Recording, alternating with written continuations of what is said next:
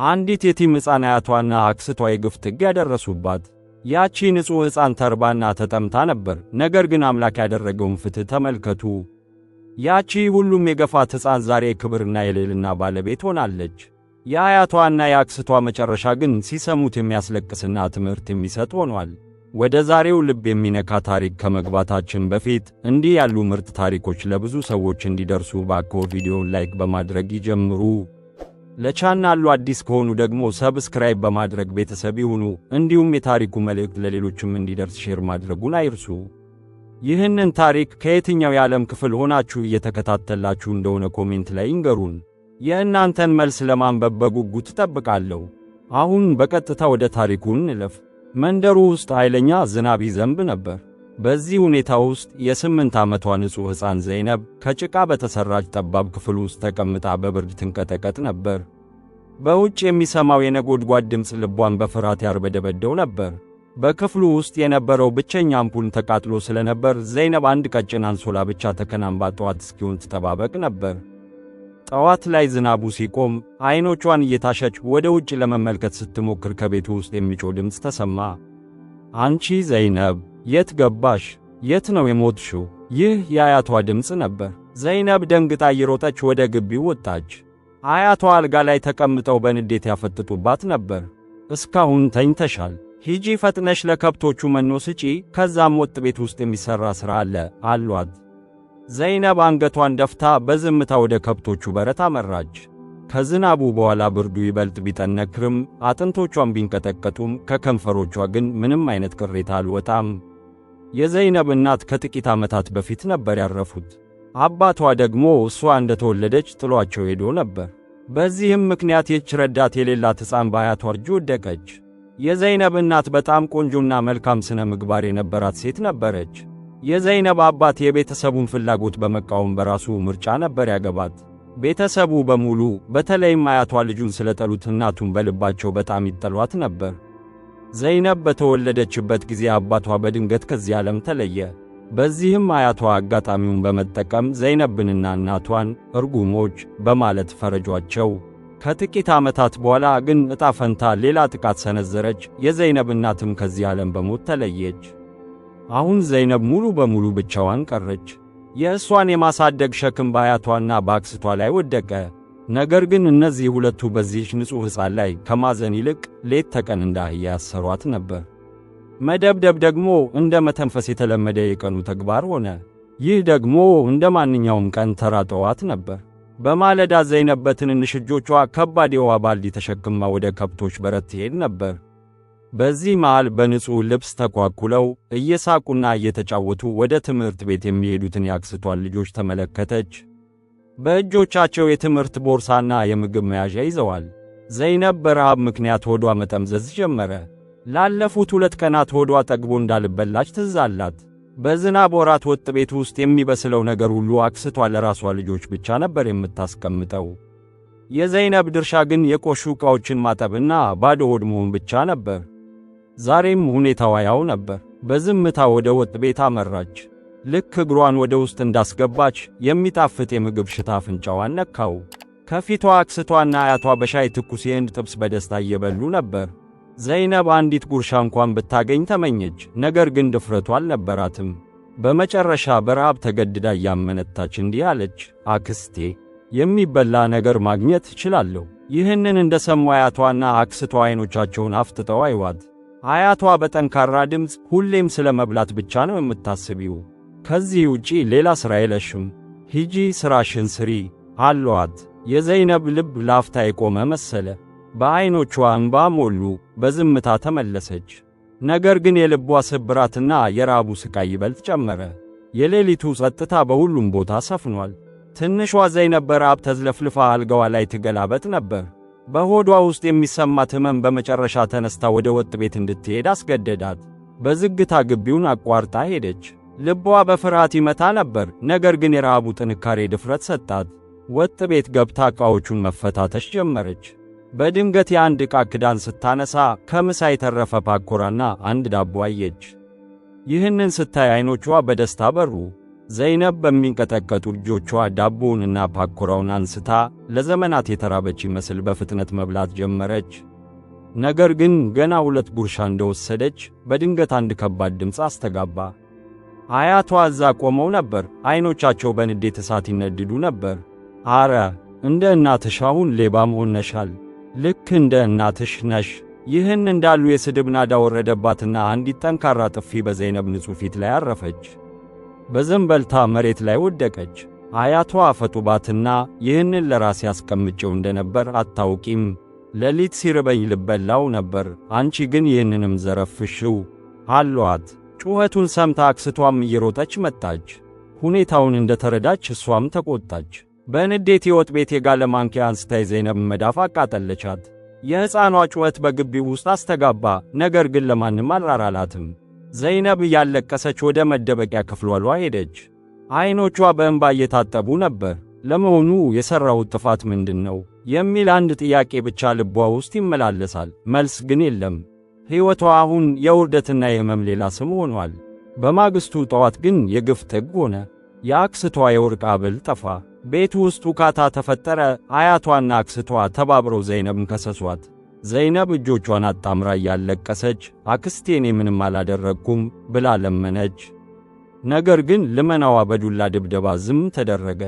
በለስላሳ ሰውነቷ ላይ የቁስል ምልክቶች፣ ልቧ ላይ ደግሞ ስፍር ቁጥር የሌላቸው ስብራቶች ተተዉ። ቀናት አለፉ፣ ግፉም እየጨመረ ሄደ። ዘይነብ አሁን የ14 ዓመት ወጣት ሆናለች። ነገር ግን በእነዚህ 14 ዓመታት ውስጥ ለአንድ ቀን እንኳን የደስታን ፊት አላየችም። ዓለሟ በጨለማ፣ በረሃብ፣ በድብደባና በውርደት የተሞላ ነበር። አንድ ቀን የአክስቷ ትልቅ ልጅ ከውጭ አንድ ሳህን ብርያኒ ይዞ መጣ። በደስታ ወጥ ቤት ውስጥ አስቀመጠውና እማዬ ይህን ላንቺ ነው ያመጣሁት ብዩ አላት።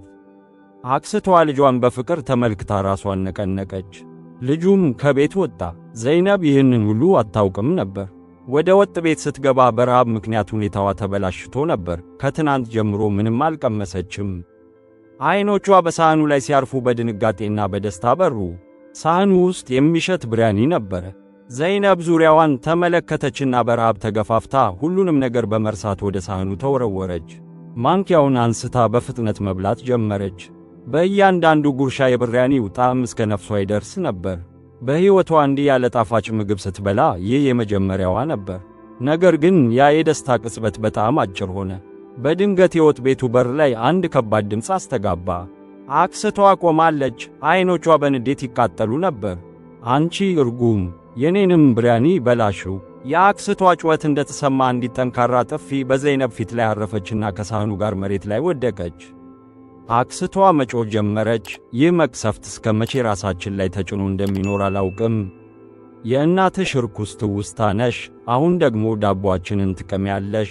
በዛው ቅጽበት አያቷም መጡ። ሁለቱም በዘይነብ ላይ የግፍ ናዳ ማውረድ ጀመሩ። እናቷ ላይ የነበራቸው ጥላቻ በየቀኑ ዘይነብ ላይ ይወጣ ነበር። አክስቷ ዘይነብን በፀጉሯ ይዛ እየጎተተቻት እንዲህ አለች፣ በጣም ይርብሻል አይደል? ዛሬ ግን ፈጽሞ የማትረሺውን ቅጣት እቀጣሻለሁ። ዘይነብ እያለቀሰች ትማጸን ጀመር። አክስቴ ባክሽን ለአምላክ ብለሽ እንዲህ አትጨቅኝብኝ። ከእንግዲህ ድጋሚ እንዲህ አላደርግም። ነገር ግን የእነዚህ ሴቶች ልብ ከርኅራኄ በጣም የራቀ ነበር። አክስቷ እየጎተተች ከግቢው አወጣቻት። እዛ 2 ውሾች የታሰሩበት ትንሽ በረት ነበረ። ውሾቹ ከፊታቸው የተቀመጠውን የቆየ ዳቦና ምግብ እየበሉ ያጉረመርሙ ነበር። አክስቷ የዘይነብ ንግርና እጅ በገመድና በሰንሰለት አሰረችውና በኃይል ገፍትራ ወደ ውሾቹ ጣለቻት። ውሾቹ ሰንሰለታቸውን እየሳቡ በኃይል ይጮኹ ጀመር። ትላልቅ ጥርሶቻቸውንና ቀይ ዓይኖቻቸውን ስታይ የዘይነብ ልብ በፍርሃት ተርበደበደች። ለመሆኑ የሰው ልጅ በገዛ ደሙ ላይ እንዲህ ይጨክናል? እንዴትስ ሰውን ለአውሬ አሳልፎ ይሰጣል? እያለች አሰበች። በዚያ የሌሊት ጸጥታ ውስጥ የሚሰማው የውሾቹ ጩኸትና የዘይነብ ሲቃ ብቻ ነበር። ዘይነብ የታሰረችበትን ገመድ ለመፍታት ተደጋጋሚ ሙከራ ታደርግ ነበር። ውሾቹ በጭካኔ ይመለከቷት ነበር። ጩኸታቸውም የልብ ትርታዋን ይጨምረዋል። በመጨረሻም በከፍተኛ ጥረት ገመዱን ፈታችው። ነገር ግን ራሷን ሳታጠናክር ድንገት አክስቷ ወደ ውጭ ወጣች። ዓይኖቿ በፍርሃት ተሞልተው ጮኸች፣ አንቺ ገና ትምህርት ያስፈልግሻል። ሰላም አትፈልጊም አይደል? ይህንን ብላ ሆን ብላ የውሾቹን ማሰሪያ አላላችሁ። በቅጽበት ውሾቹ ወደ ዘይነብ ተወረወሩ። አንደኛው ውሻ ሂጃቧን ነጠቀው። ዘይነብ የሚሰርቀጥ ጩኸት አሰማችና ወደ ኋላ ሸሸች። በፍርሃት ተውጣጣ ራሷን ነፃ አወጣችና በባዶ እግሯ ከቤት ወጥታ ሮጠች። ከፊቷ ጨለማ፣ ከዝናብ በኋላ የመጣ ጭቃና ጭር ያሉ መንገዶች ነበሩ። ከኋላዋ ደግሞ ደም የተጠሙ ውሾች ይከተሏታል። እግሮቿ እየተሳሰሩ፣ ነገር ግን ሕይወቷን ለማዳረት ስትል ብቻ ትሮጥ ነበር።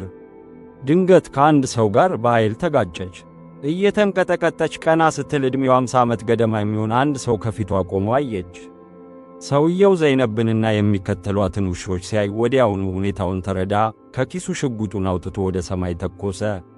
የጥይቱን ድምፅ ሲሰሙ ውሾቹ ፈርተው ወደ ኋላ ተመለሱና በጨለማው ውስጥ ጠፉ። ዘይነብ መቆም አቅቷት ነበር። እግሮቿ ቆስለዋል፣ ልብሷ ተቀዷል፣ ከዐይኖቿም እንባ ይፈሳል። ሰውየውን ልክ እንደ መልአክ ተመለከተችው። ሰውየው በለስላሳ ድምፅ ጠየቃት፣ ልጄ ማነሽ? ለምንስ እንዲህ ትሮጫለሽ?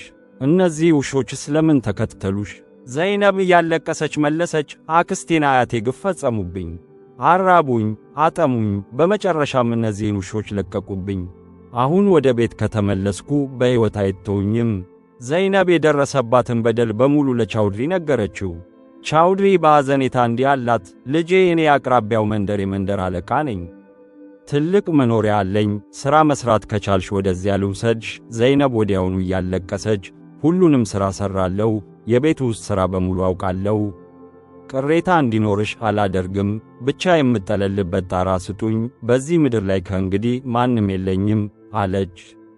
ቻውድሪም በቸርነት ወደ ቤቱ ውሰዳትና ቀጠራት። የቤቱ እመቤት እንደ እናት በፍቅር ተቀበለቻት። በመጀመሪያው ቀን ራሷን እየደባበሰች ልጄ ከእንግዲህ ብቻሽን አይደለሽም፣ ይህ ቤት ያንቺም ቤት ነው አለቻት። ዘይነብ ንጹሕ ክፍልና ጥሩ ልብስ አገኘች። ዳግመኛም ተርባ አላደረችም። አምላክ ከጨለማ አውጥቶ ወደ ብርሃን ስላመጣት ሌት ተቀን ታመሰግን ነበር። ጊዜው አለፈ። ያቺ ደካማ የነበረችው ዘይነብ አሁን ወጣት ሆና አደገች። የፊቷ የዋህነትና የትዕግሥቷ ብርሃን ይበልጥ ቆንጆ ያደርጋት ነበር። በቪላው ውስጥ ያሉ ሰዎች ሁሉ ይወዷት ጀመር። ከዚያም በአንድ ወቅት በቪላው ውስጥ አዲስ ብርሃን በራ። የቻውድሪ ሻፊቅ ልጅ ለዓመታት ለትምህርት ወደ ውጭ አገር ሄዶ የነበረው ተመለሰ። ልክ ዘይነብን እንዳያት ዓይኑን ማርገብገብ ረሳ። የዘይነብ የዋህ ዓይኖችና ትዕግሥት የተሞላበት ፈገግታ ልቡን ማረኩት። ከጥቂት ቀናት በኋላ ለወላጆቹ የልቡን እንዲህ ሲል ነገራቸው። አባባ፣ እማማ፣ እኔ ዘይነብን ወድጃታለሁ። የሕይወት አጋሬ እንድትሆን እፈልጋለሁ። ቻውድሪ ሻፊቅና ባለቤታቸው እርስ በእርሳቸው ተያዩ። ከዚያም የልጃቸውን ደስታ አይተው ፈገግ አሉ።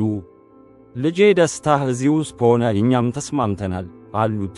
በዚህም በቪላው ውስጥ የሰርግ ደስታ ሰፈነ። ያቺ አንድ ጊዜ የቲምና ረዳት የሌላት ተብላ ትጠራ የነበረችው ዘይነብ ዛሬ እዚያ ትልቅ ቤት መራጭና የወደፊቷ ንግሥት ሆነች። አንድ ቀን በመንደሩ ውስጥ ከፍተኛ ረሃብ ተከሰተ።